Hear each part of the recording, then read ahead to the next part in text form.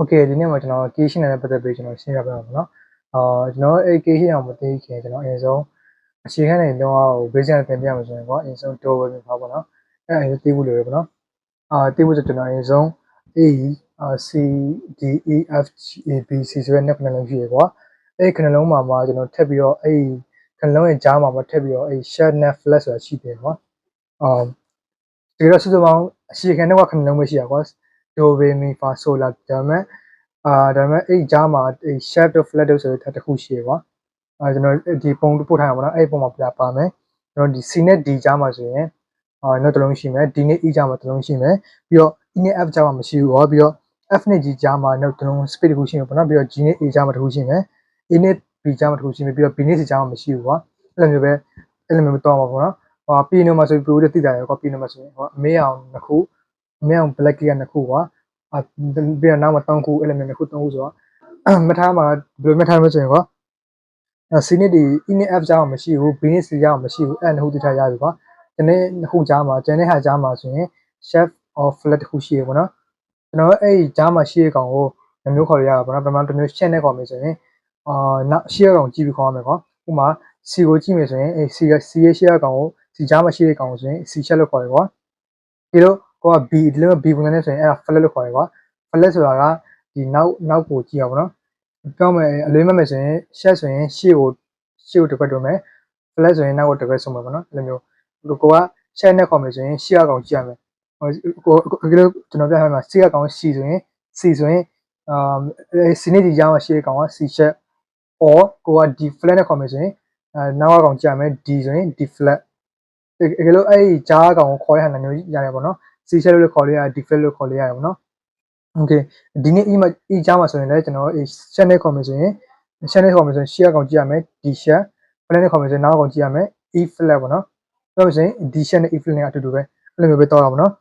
E နဲ့ F နဲ့ G ကြားမှာဆိုရင်လည်းအဲ့လို F share or G flat G နဲ့ A ကြားမှာဆိုရင်လည်း G share or A flat A နဲ့ B ကြားမှာဆိုရင်လည်း A share or B flat ပေါ့နော်B နဲ့ G ကြားမှာကျတော့ B share မှာ flat မှာမရှိဘူးပြီးတော့E နဲ့ F ကြားမှာဆိုရင်ဘာမှမရှိဘူးပေါ့နော်အဲ့လိုမျိုးပဲကျွန်တော်တို့ဒီတစ်ခုလုံးတောင်းအောင်ပေါ့နော်ကျွန်တော်ဒါကိုဒီဆုံးကျွန်တော်အဲ့ chef flat မတီးခင်အဲဆုံး do in file တီးပြမယ်ပေါ့နော် do in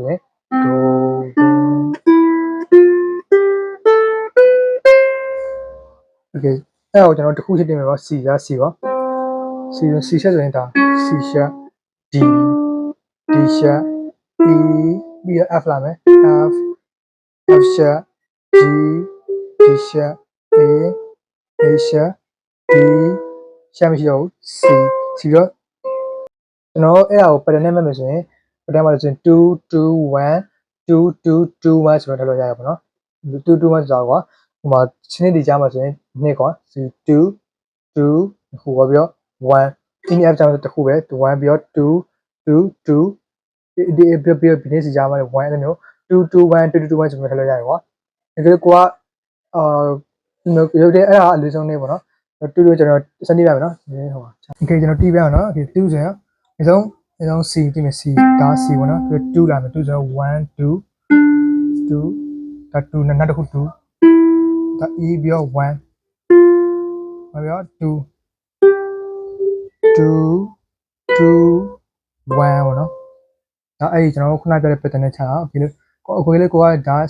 C ပေါ့နော် D ကိုက D key တီးမယ်ကွာ D key ဒိုရင်ပါတီးမယ်ဆိုရင် D ပေါ့နော် D 2လာမယ်2ကနှစ်ခေါက်1 2 2 2 1ဒါမှအဲ့လိုမျိုးတော့တာပေါ့နော် okay ကျွန်တော်တို့ဒီပုံဒီကြိုးလေးချောင်းနဲ့တီးမယ်ဆိုရင်ကွာ C ဆိုရင်ဒိုရေဒါ E ဆိုတော့မီဖာဆိုလာတီဒိုအဲ့တော့ okay အဲ့တော့ကျွန်တော်ဒီကီးနဲ့တီးမယ်ဆိုရင်ဒီကီးဆိုရင်ဒို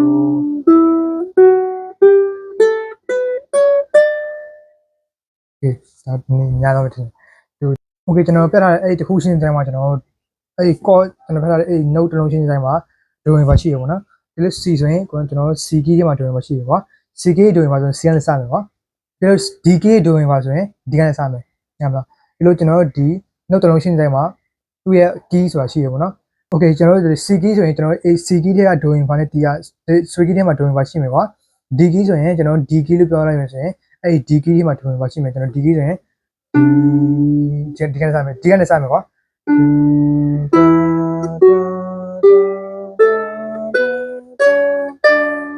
ဒါ D key တွင်ပါမလားပြီးတော့ကျွန်တော် E key ဆိုရင် E key တွင်ပိုင်းသွားမှာကွာ okay မောပြီးစင်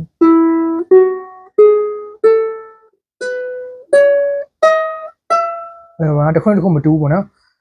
အဲ့တော့ကျွန်တော်ပုံနဲ့ပို့ထားမယ်ကွာအဲ့ဒီပုံမှာဆိုရင်ကျွန်တော်ဒီမှာဆိုရင်ပေါ့ကျွန်တော်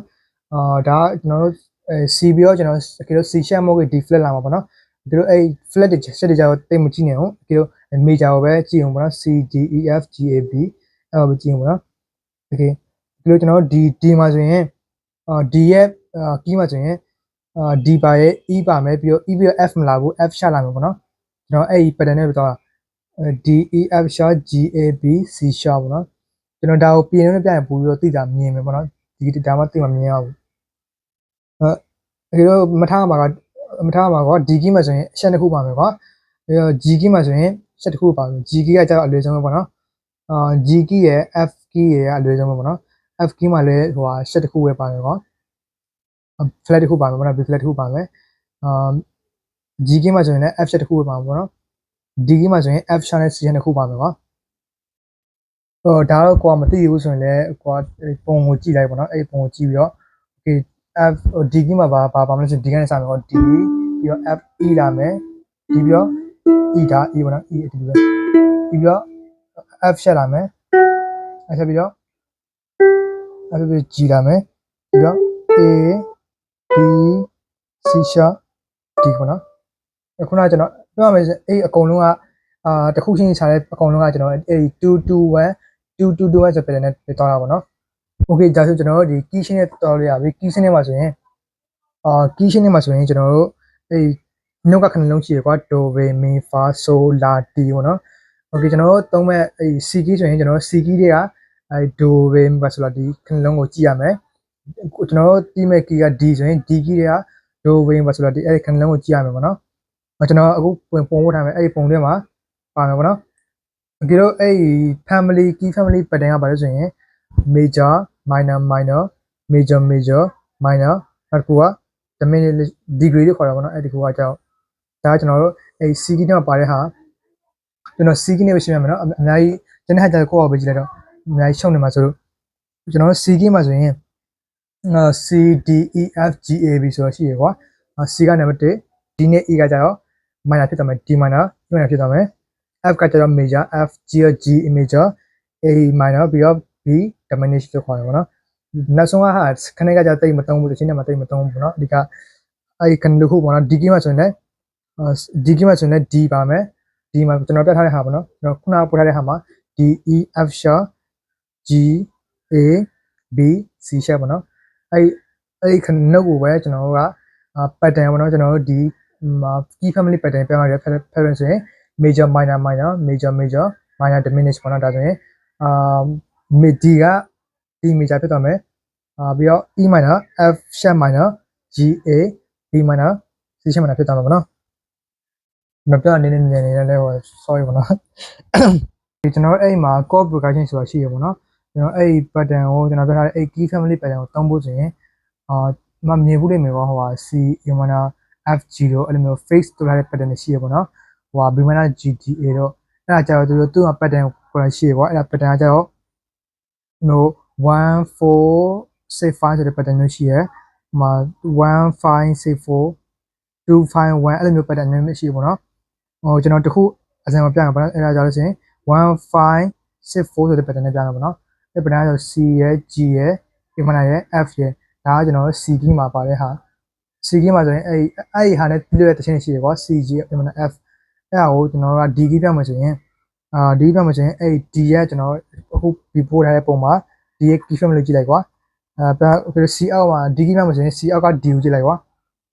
C ကနံပါတ်1ဆိုရင်နံပါတ်1ဟာကြည့်လိုက်ဒီဆို D ပြီးတော့ G အောက်က G ဟာကြည့်လိုက်ကွာ G ဆိုရင် D key မှာပါလို့ဆိုရင် A ကွာဟို A minor ဆိုရင် G key မှာ B minor ပြီးတော့ F မှာဆိုရင်ကျွန်တော် F ဆိုရင် D key မှာ G အဲ့လိုဖြစ်သွားမှာပေါ့နော်ဒါဆိုရင်ကျွန်တော်တို့ C key ကနေ D key ပြောင်းလို့ရတယ်ကွာ okay ကျွန်တော်အဲ့ဒါပဲကျွန်တော်ပြောင်းတော့ကျွန်တော် C ဆိုရင် C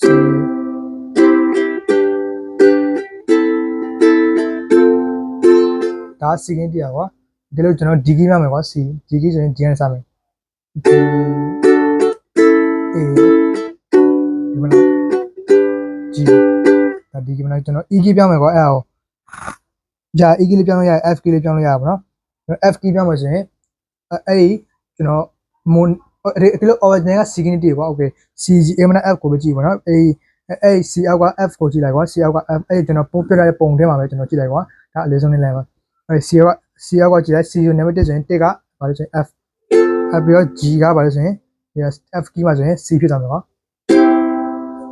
ပြီးတော့ A မနာနေရာမှာဘာလို့ဆိုရင် E မနာဖြစ်သွားမယ်မပေါ် sorry D မနာဖြစ်သွားမယ် D မနာပြီးတော့ဟိုဟာ F နေရာမှာ reflect ဖြစ်သွားမယ်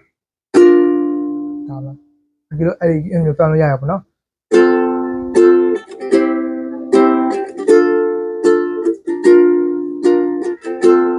နော်โอเคတခြား pattern မျိုးရှိရကွာအဲ့လိုဟိုက C ဘောင်းကောကွာဘောင်းကအဲ့ C ဘောင်းကတစ်ခုလုံးကိုဟိုဟာ D ဘောင်းကောနဲ့တီးမယ်ကွာ D ဘောင်းကောတီးမယ်ဆိုရင်အဲ့လိုမျိုးပေါ့နော်D ဘောင်းအဲ့ C ဘောင်းကောအရင်ရှာရေးလိုက်ရှာရေးပြီးတော့အဲ့ကျွန်တော်ပြထားတဲ့ပုံမှာပဲတစ်ခုချင်းဒီအောက်ကရှာပေါ့နော် C ဆိုရင် C အောက်မှာ D ရှိမယ် D ပြီးတော့ G ဆိုရင် A ဖြစ်သွားမယ်A မနာဆိုရင် E မနာ B မနာဖြစ်သွားမယ်ကွာအဲ့လိုမျိုးကြည့်လိုက်ပါနော်ဒါဆိုရင်ကျွန်တော်အဲ့ဒီကော့ကိုကျွန်တော် key ကိုကျွန်တော်ရှင်းပြီးကိုယ့်အကိုရှင်းလို့ရမှာထင်တယ်